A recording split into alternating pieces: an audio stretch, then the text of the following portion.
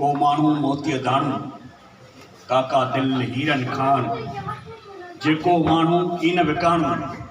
सोई माण्हू मोतीअ दाणू। सगा सिंधियत की संगत बज़्म ग़ालिब ऐं प्रेस क्लब के दोस्तन जा थोरा जिन एक अड़े ही हिकड़े अमलो माण्हू सिंध के सफ़ीर सिंध के यगाने सिंध के ॾाहे सिंध के इनकलाबी ऐं जाखोड़ जदोजहद कंदड़ सुघड़ शायर अदीब सां रिहान कई हिननि दोस्तनि खे जस गाज़ी साहब राधन के भर में हिकिड़ो ॻोठ हो जंहिंमें पैदा थियो पोइ उते ई वरी राधन शहर में आयो ऐं हल्की फुल्की नौकरी भी कई 8 साल खनि नौकरी कई पर काज़ी साहब तबियत जो तेज़ रुखो माण्हू इन करे उन्हनि सां विड़ी पियो ऐं लत हणी नौकरीअ खे छॾे अरड़ा माण्हू इनकलाबी माण्हू उसूल परस्त माण्हू पंहिंजे उसूलनि खे कुर्बान कोन कंदा आहिनि पर उहे समाज के अंदर जेके सेल्फिश शयूं हूंदियूं आहिनि उन्हनि खे कुर्बान कंदा आहिनि। 2003 में कोठड़ीअ में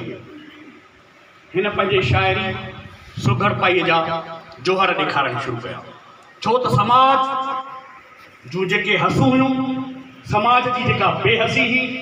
समाज में जेको ज़ुल्म सितम हो उन हिन खे मजबूर कयो छो त अॻु में असां वटि शाइरी ज़ुल्फ़नि ते थींदी हुई गुलड़नि ते थींदी हुई चपनि ते थींदी हुई पर पोइ शाइरनि असांजे जेके बुनियादी शयूं हुयूं जीअं हाफ़िज़ मोहम्मद बख्श ख़ासि के लिए पाणीअ ते लिखियो त पाणीअ ते ई पाणी थींदो पंहिंजो हाणे पाणी थींदो गॾु न पंहिंजो पाणी थींदो धार हुकू ऐं पाणी थींदो ज़ालिम तोसां पाणी थींदो तुंहिंजे अख में नाहे पाणी तुंहिंजो सभु कछो मुंहुं पाणी हमलो को हालाणी थींदो त इएं हिन बि पंहिंजे शाइरीअ में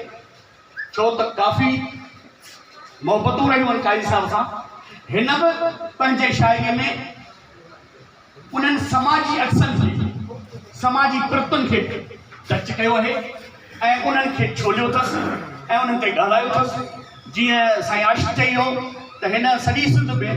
जेको शहर चयो हो उन में सॼी सिंध जे समाज जी अक्कासी कई अथसि या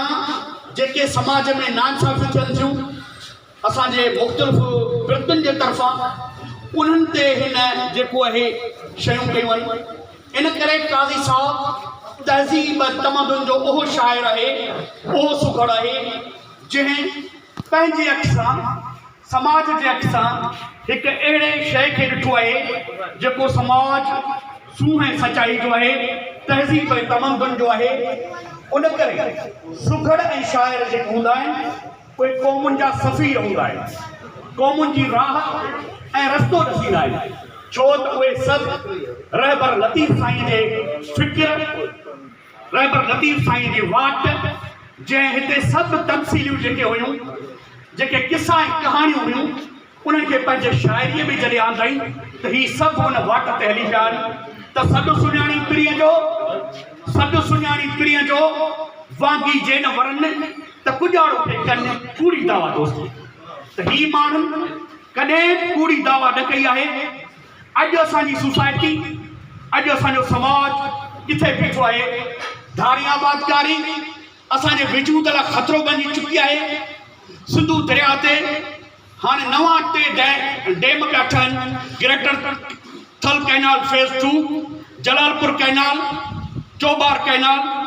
उन खां अलावा हींअर असांजे हिननि हाकिमनि जेका 10 साल आदमशुमारी थींदी हुई उन आदमशुमारी खे 5 साल करणु ऐं उन में शनाख़ती कार्ड ॿियूं शयूं करण जी जेका नामंज़ूरी ॾिनी आहे इन में असां वटि जेके धारियूं आबादकारियूं आहिनि उहे सभु जूं सभु असांखे अक़लियत में चेंज करणु या जेको बलदियाती निज़ाम हींअर ॾियनि पिया उन में त हर शइ उन्हनि माण्हुनि जे हवाले आहे जेको बिटे निज़ाम आहे। उन खां अलावा तइलीम जी तबाही नौशीन जो क़त्ल डॉक्टर नौशीन जेका उस्ताद बुखारी जी ॾोहिटी उनखे टंगियो वियो तइलीमी इदारनि में नाइला रिंद खे मारियो वियो ऐं हींअर चौथों ॾींहुं हैदराबाद ओ भिक्षा परवीन रिंद जंहिंखे डायरेक्टर पंहिंजे हवस जो शिकार बणाइण थी चाहियो उहो पेरे उघाड़े भॻी ऐं प्रेस क्लब ते वेठी ऐं 9 तारीख़ खां वठी हुन जा पेर उघाड़ा आहिनि पेर नंगा आहिनि उन ॾींहुं भिक्षा ते उहो पेरे नंगे पेरे उघाड़े आई त जेसीं मूं सां इंसाफ़ न थींदो तेसीं ताईं आउं पंहिंजा पेर कोन ढकींदसि मूंखे उन ॾींहुं ईअं महसूसु थियो त सिंध जा पेर उघाड़ा आहिनि सिंध जे पेरनि जा माइनि जा पेर नंगा आहिनि उन करे असांजे अदीबनि खे असांजे शाइरनि खे ही मज़ाहमत करणु खपे पंहिंजे नस्ल जे लाइ पंहिंजे बका जे लाइ ऐं उन लाइ असांजा अदीब ऐं शाइर जेको आहिनि उन्हनि खे उहा वाट वठणु खपे